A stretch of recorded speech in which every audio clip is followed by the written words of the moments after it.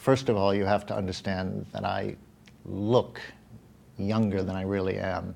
I was around in the 1980s when we first heard of this condition that was coming out of California, in the gay community in California, where young men were dying from some condition.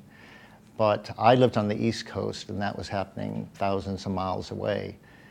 But then after a time, we went from reading about it to hearing about it, and then eventually knowing someone who was affected by this disease. And at the time, it was called gay-related immune deficiency.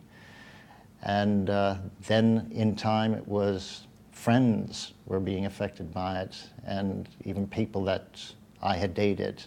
And at some point that I felt that someday it would be me. But it was about that time also that I had the opportunity to come to this country and study, and which was a bit of a relief because the situation was so bad in the States, and coming here it wasn't quite as bad. And I didn't know anyone. But while I was here, I opted to take a hepatitis B screen for the vaccination program that they had here.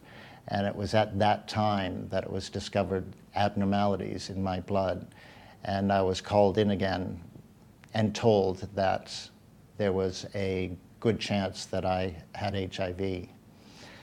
And at the time, and it turned out when weeks later, it was confirmed that I was HIV positive. At the time, there was really no treatment. There was one that was very harsh and very expensive, but I didn't qualify for it. So I was pretty much sent home with a TV and a microwave and a leaflet. And it was, a lot of it was up to myself and my support group in order to carry on and wait and see and try not to stress out.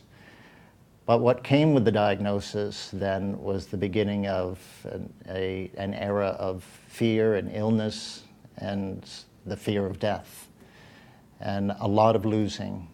And I, like a lot of people who were diagnosed at that time, saw themselves losing boyfriends, losing friends, losing members of their family, losing their home, losing their career, losing their bottoms. And one's whole goal was to keep one step ahead of losing those things, keeping one step ahead of dying.